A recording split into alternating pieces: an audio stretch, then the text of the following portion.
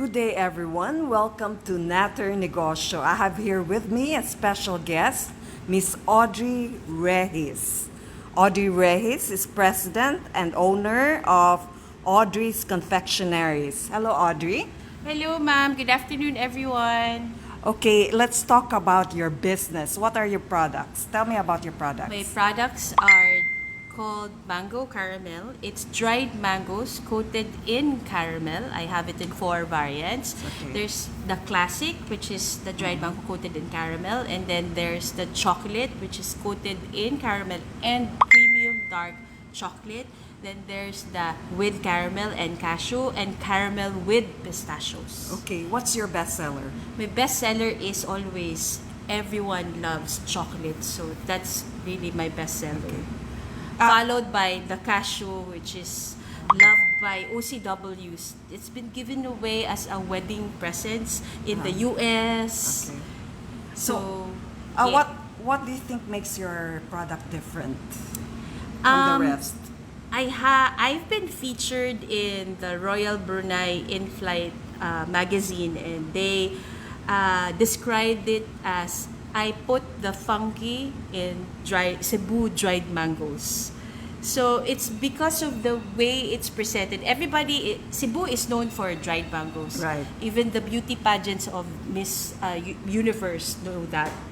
So everyone looks forward to buying it from Cebu, but it's always dried mangoes, diba? It's Plain dried mangoes. Plain dried mangoes always available. So I put a twist into it and coated it with caramel and more, and now it's mango caramel. So that's what makes it so different. Okay. When did you start your business? I started it in 2013. So what gave you the idea of, getting into this business? First, I established the demand. So I saw in the groceries that in the lane where all the pasalubongs are and where the dried mangoes are, the shelves are always empty, and it's the busiest lane in the groceries, whichever grocery it may be.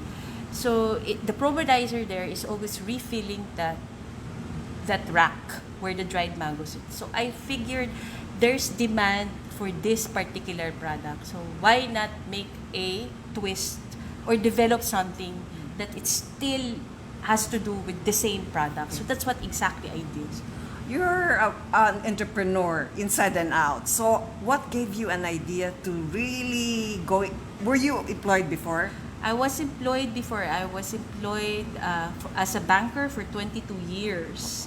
11 years with Citibank and 8 years with HSBC and 2 years with Far East Bank. So that's 3 years with Far East Bank. So that's a total of 22 years in the banking industry. Why did you want to go into entrepreneurship? At that time, I became a mother at 40. 40 years old already.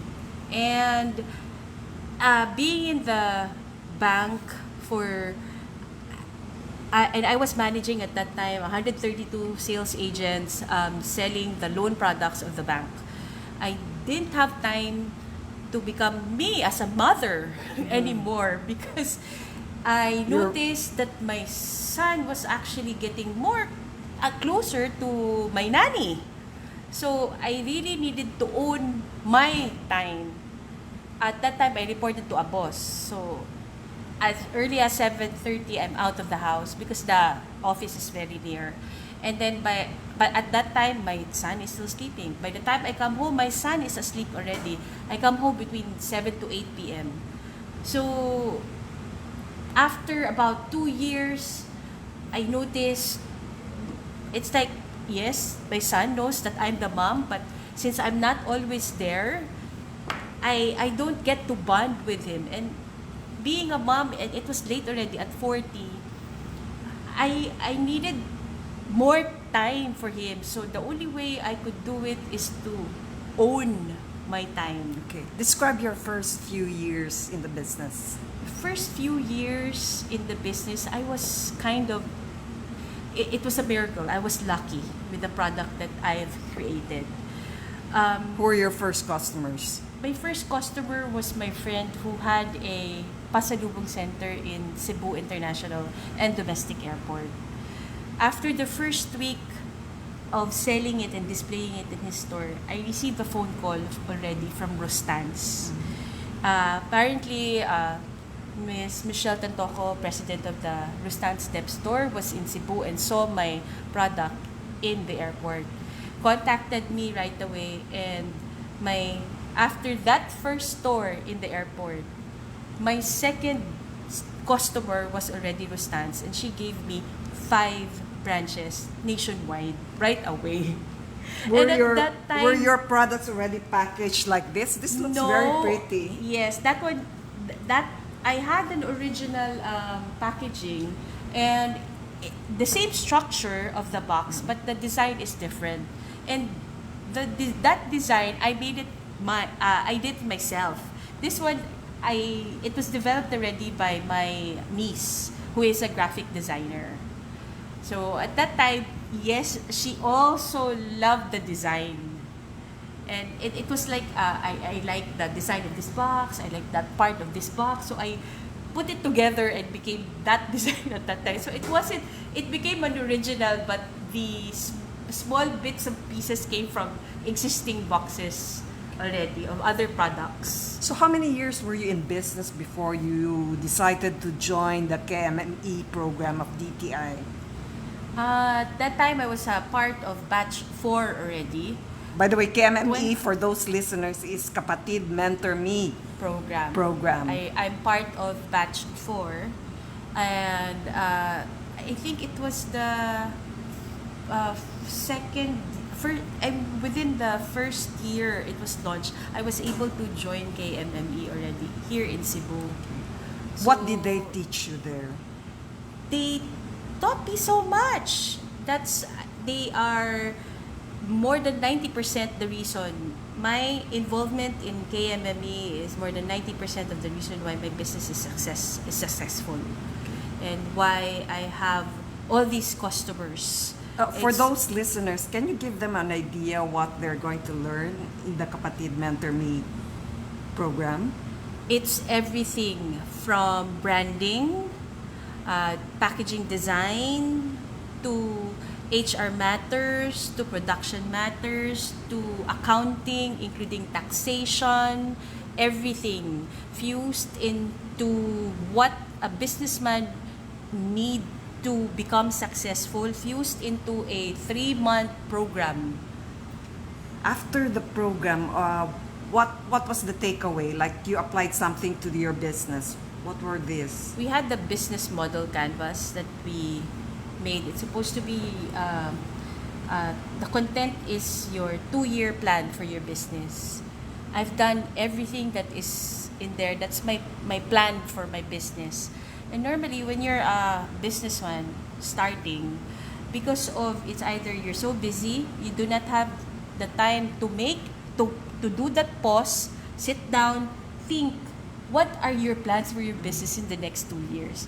KMME made me do that. Because if you don't do that plan, it's like you strike anywhere, everywhere. So there's no direction at all. So KMME made sure that I had a direction, and if I didn't attend that KMME program, I wouldn't be where I am today.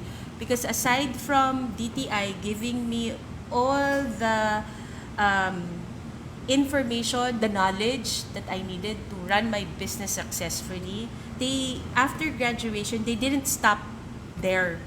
They also expose you in mainstream market. How?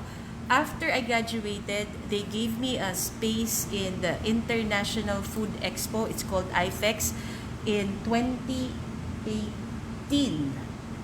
I actually graduated 2017, KMME. Yes. Yeah.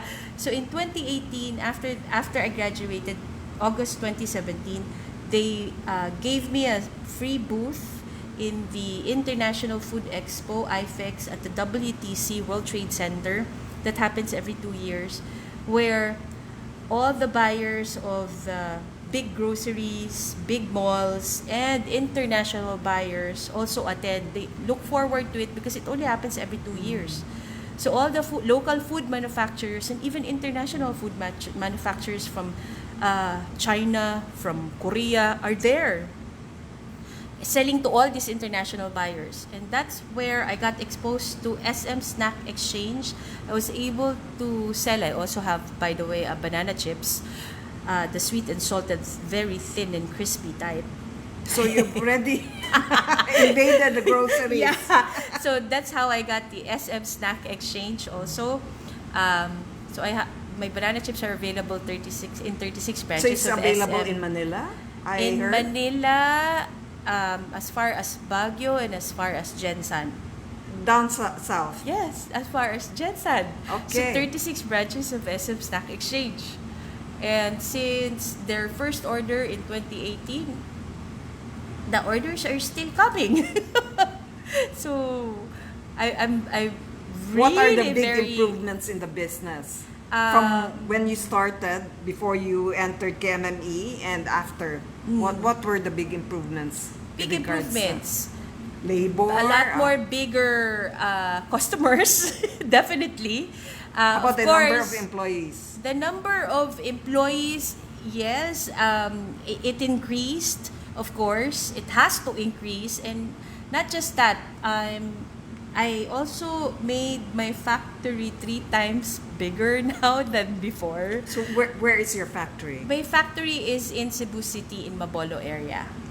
So it used to be only like 40 square meters, and now it's more than 120 square meters already. So that's one of the biggest improvement.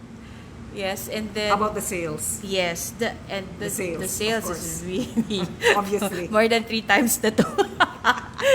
And DTI doesn't just stop there too.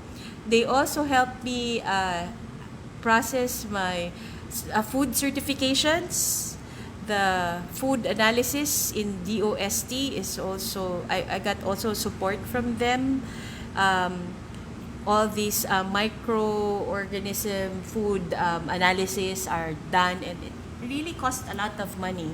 So they also assisted me to get this done, the nutritional facts. They also helped me with that, with DOST. So I've been showered with so much blessings, and But then thanks aside to from KME, DTI, yes. You also entered other programs Ye- other than KMME? KMME would be the most that had an impact in my business. Yes. But other than KMME, what are these other DTI projects or programs have you participated in? They have so many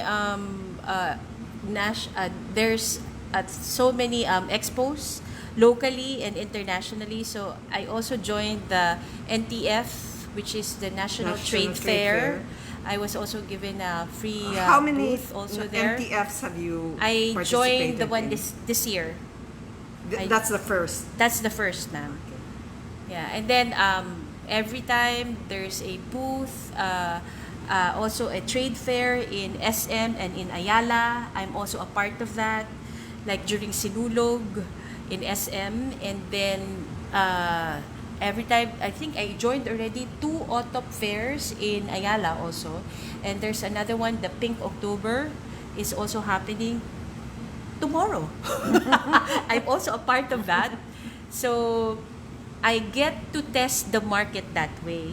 Are my products for... Are you exporting already? I've exported already via a consolidator to Japan. So if it's via a consolidator... As of now, it's just Japan. It's just Japan. And indirectly in Dubai, because my products was sent there air to air, airport to airport. And this mango buko and the chocolate mango caramel was given to the government officials of UAE during an event that happens once a year. So the government sponsors this dinner and treats all the government officials. There's a particular holiday and event for these government officials, and this was the giveaways, part of the local products that were given away to them. For new entrepreneurs, what is your advice? My advice is they really have to know where the demand is and start from there. It's very difficult to come up with products and then there are no takers. So, and it's very difficult to fall in love with your own product, and then you don't listen to the comments of others or customers on how to improve it because you believe so much in your creation. So you really have, I've gone through so many different variations of this product to continuously improve it.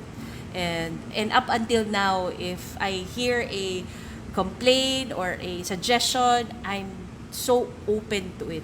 You take it into consideration. Yes, Take I always, it seriously. I have to, because I'm not selling this to myself. I won't be successful that way. The only way I can be successful is to try to, the goal is to please everyone. And you cannot do that. You cannot do that. So, as much as possible, please the majority. And every time I think of a product, that is the end goal, and I always see, will this give a smile or the wow effect to a client to a customer who will eat this, will they enjoy this, or if it's given as a gift, will it give them the wow effect when they open it and then finally put it in their mouth? Will they love it? Will it create a repeat order? Will they be looking for it? Things like that. Will they research where it came from? Who made it? That's what the effect that I want. Okay. Thank you very much, Miss Audrey, for your advice. And thank you to all our listeners for listening in. We'll be back soon. Thank you.